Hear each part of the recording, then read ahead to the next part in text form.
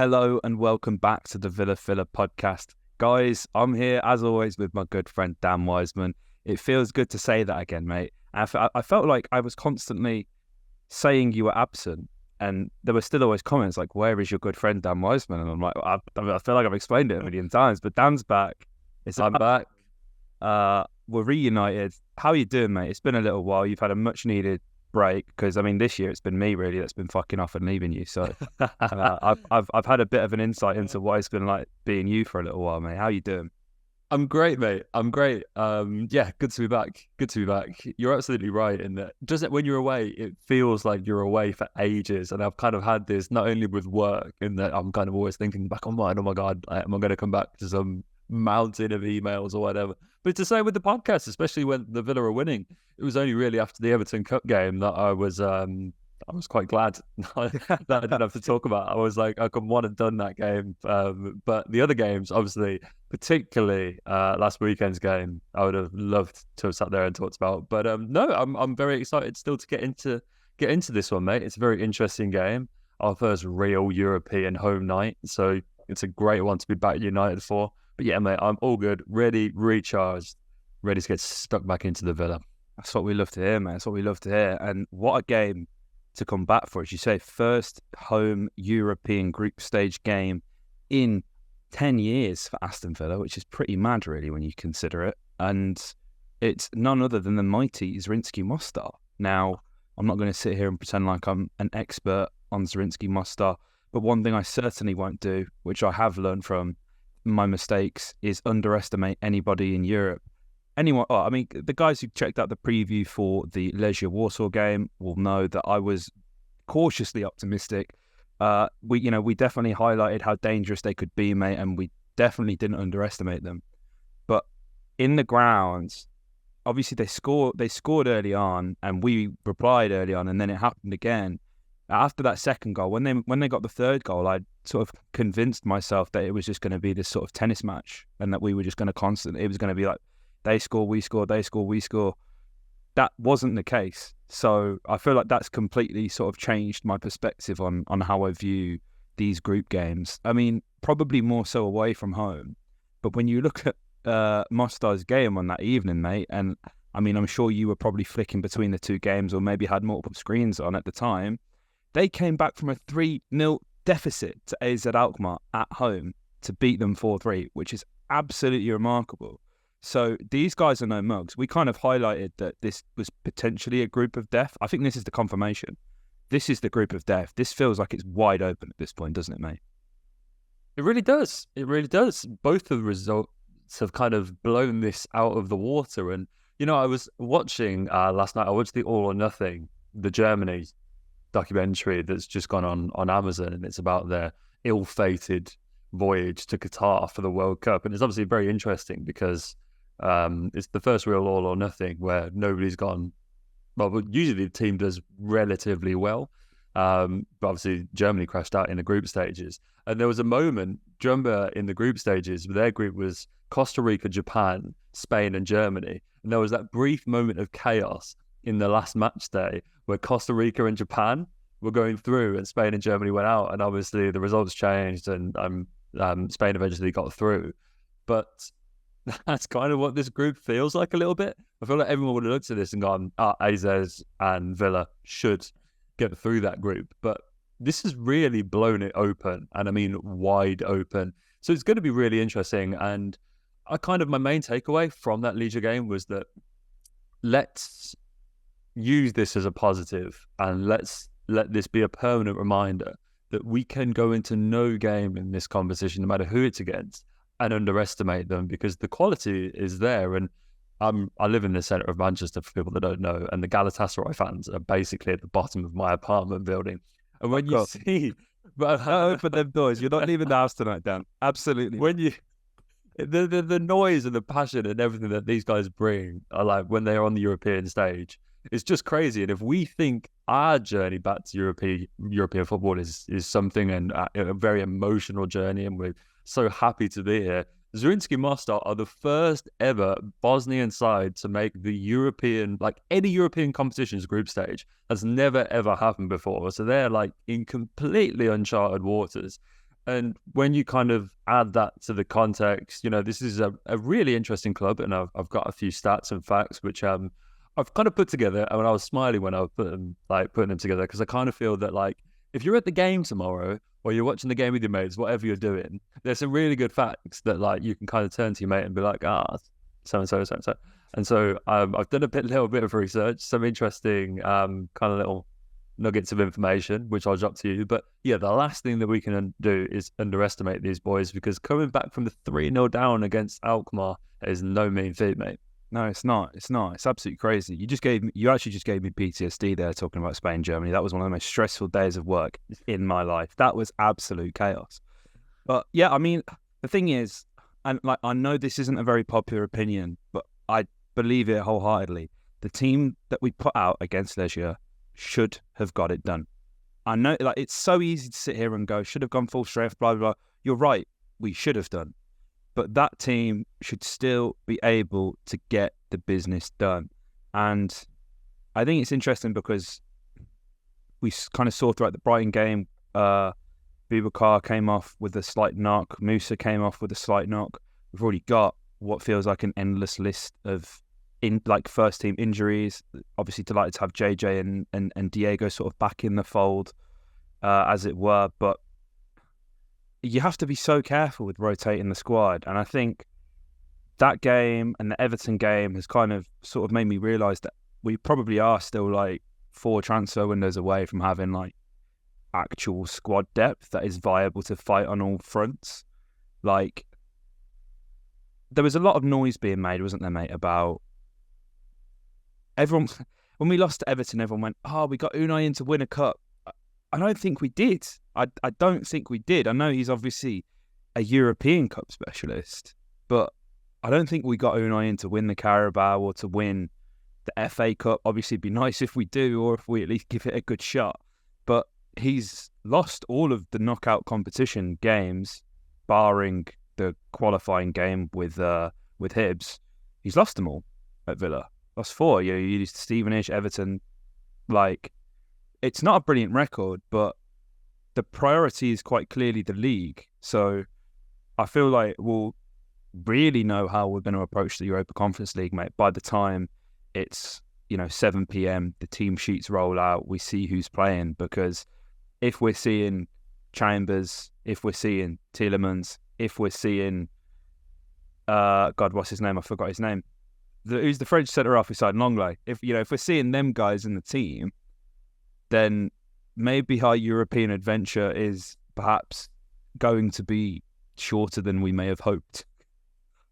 Yeah, whatever the lineup, we have to go and make a real statement here. And this is the most winnable of all of our games in the group stages. And that's not in contrast to everything I've said in terms of underestimating these guys, but it's just a fact. Like, these guys on paper, this is the game that when we got the fixtures, everybody would have looked at and gone, this is Villa's best chance of getting, don't want to say guaranteed 3 points, but this is where we really have to start picking up points now. And so, it's not going to be easy. You're absolutely right in that Unai, he's never won a domestic cup in Spain. He did win 2 in France as manager of Paris Saint-Germain, but I mean, that's kind of like, there's almost a little asterisk next to that, isn't there? Given the kind of calibre of opposition. But yeah, never won one in Spain with Villarreal, Valencia or Sevilla. Never won one with Arsenal. You're absolutely right. He's a league specialist, and when you get him into European competitions, there are those 4 UEFA Europa Leagues and another final to boot that shows that this is where he's got the pedigree. But yeah, I think we need to go and win a game here, because if we don't, I think you can start to have a conversation, to be honest with you, about what's happening in these games. But I am confident in the boys. Mostar, though, back-to-back league champions in Bosnia. They strode to the Bosnian Premier League title last season. A margin of 20 points separated them first from second. They carried that, speaking of cup competitions, they carried that form into the domestic cup in Bosnia as well, and they won that. So there's the double. The season before, they also won the league after finishing 5th the season prior to that. So it's been quite a run that they've been on. The club itself, actually, quite interesting, is only about 30-something years old. Let me check. 31 years old. There you go. They were actually founded 118 years ago, but they were revived 31 years ago. So there's nugget number 2. And then my final little fact nugget about Zrinjski Mostar is that Luka Modric played for them. Damn, okay. There you go. Luka Modric was played that for them. Bosnia back in the day? Or was that... Yeah. I mean, I'm not an expert on the geopolitics of the Baltics, but I know that they kind of separated at some point. All sorts is going on. My Yugoslavian history is not the best, but Luka Modric turned out for them in 2003, 2004, which is pretty crazy. I mean, that is a nod to the longevity of an incredible midfielder. But yeah, he was born not too far. Obviously played for Dinamo Zagreb, and then was loaned out to Zrinjski Mostar. Played 25 games, scored 8 league goals. So there you go. I've got a little bit of kind of pedigree in that sense, I guess. But yeah, they've got a very, as is kind of typical with fans from this kind of part of the world, they've got a very dedicated, very loud, very proud supporters group, which I imagine are going to be in full force when they come to Villa Park. So that's always an interesting element, because we saw just what kind of the Hibs fans provided when they came to Villa Park not too long ago. So yeah, I mean, I'm really looking forward to seeing these guys come to Villa Park physically. But I mean, this is kind of when I talk about, no Bosnian side has ever made it this far before. This is what it's all about for them. And Villa really need to be on their game, because this is one of those games where it will be quite difficult, I think, to kind of match these guys. And this is one of the things that I think we did brilliantly against Brighton, is match them physically. In that sense, this is going to be another real test for the Villa, because these guys are going to be well up for it, mate, as were Legia. And I never really felt that kind of emotionally, physically, we matched them. And that's something that we absolutely need to do here tonight. No, we do. The thing, with these kind of games, these sort of David and Goliath type matchups, it always feels like they're always like out of favour. You're destined to fail as Villa. So there's maybe something mentally to sort of overcome there. Especially as well, I think you need 4 wins sees you through. If you win all 5, you'd probably top the group at this stage, if we can remain consistent. You don't want to finish second in this group. The last thing you want to do is face a third place team dropping out from the Europa League, especially when you look at like Brighton's group. There's them, there's Athens, there's Marseille, there's Ajax. Any one of them would be horrible to face. Any one of them. You want to win the group. You want the easiest route possible. And as you said earlier, mate, make a statement. That's what we need to do. It's almost like Zrinjski Mostar just being there, Legia Warsaw just being there. They've already won. Anything else is a bonus. And that's not to sort of diminish the ability of their players or whatever, because as I saw with my own eyes, Legia played us off the park. But, to come back to that David and Goliath point, we have to be on our A game, and that's what I'm worried about. But what would you do in terms of like rotation here, mate, as well? Because obviously we've got probably the most difficult Premier League game coming up for a little while on the Sunday as well, with an away trip to Molineux. Is this full strength? Is this, are we giving the guys from Poland the benefit of the doubt? Are we giving them a second go? I don't really know where I sit here, because I've kind of made my bed with the guys in Poland should have got it done, but it's complicated with balancing the schedule. You know what, mate? I agree. I don't think that's a controversial take. We kind of talked about Longley. I remember before the game, and I was like, yes, it would be his debut, but this guy has played for Barcelona. This isn't some academy graduate or someone that we've plucked from MLS or something like that. Like, this guy has played for one of, if not the biggest club in the world on Champions League nights. He's played for Tottenham. This guy is no stranger to these kind of games, and we have signed players deliberately that have European pedigree. Yuri Tielemans, Clement Longley, Pau Torre, all of these guys, everyone that we brought in is no stranger to the European stage. And so I kind of felt that the discourse around them, yes, they didn't play very well, but we signed these guys to play in this competition. And so I think whilst, yes, we need to take it more seriously, I don't think that necessarily requires us putting out our usual 11. I'm kind of hesitant to say full strength, because I don't think that's the right way to look at it. But our usual 11, like the reason why we've signed all these guys is because we know that they can help us in this competition, and we're going to need them at some point. We can't go the whole way through this competition just playing the same guys as we're going to play on the weekend. We have to trust these guys at some point. And if it isn't at home, like in these kind of environments, in games like this, in the group stages, when is it going to come? Because the more that you wait to hold these guys out, you're going to end up throwing them into knockout games, and then the jeopardy is even larger. Like, I think you have to give these guys the chance to put it right, not only for them and their career, but for the guys on the weekend as well, because no offense, like we don't need to be throwing Ollie Watkins, John McGinn, like all of these guys in to rescue a game. We need to be able to go out and trust these guys to get it done. And I'm kind of hoping that it was just the emotion and the atmosphere and everything like that, because that's very difficult to overcome when you're away at Legia Warsaw. But out of Villa Park, in a familiar environment, Clement Longley, ex-Barcelona, like all these guys should be able to get it done. Absolutely, they should. And I'm with you there, mate. I really am. You're right. Who do you want to see in this game? Because, I mean, JJ, absolutely phenomenal against Brighton. Really good to see him. I think we're both big Zaniolo fans, aren't we, mate? But there's just a lack of pace, and it's going to be interesting to see how them two sort of fight it out / rotate. There's probably not a system where you can fit both of them in, unless you're Diabolus. So yeah, I'd like to see JJ in this game. I think more minutes. I don't think it's like you're not weakening your side by playing Ramsey. If anything, you're probably making it stronger. Mm-hmm. I think that the ball carrying abilities he possesses just absolutely remarkable. I mean, like I know I said earlier, Diaby and Buba sort of came off injured. Don't really want to risk them kind of guys, do you? It's games like this, mate. You realise you miss Emi Buendia, don't you? Mm-hmm. Yes, like he's totally. the perfect guy to sort of unlock that Mostar defence, isn't he? Like we really miss him sort of on the half turn, bringing people into play, all action, just getting about the pitch. I was thinking about that at the Brighton game. Mm-hmm. Absolutely. Yeah, JJ's the one for me. I'd love to see some more of Amari Kellerman. Yeah. I think when you're talking about that kind of Buendia role, like in terms of the guys that we have in the squad and that I've seen this season, he's like one of the only real players that like kind of offered something similar, that ability to play on the half turn. He was always looking for first time passes, always looking to slide people in.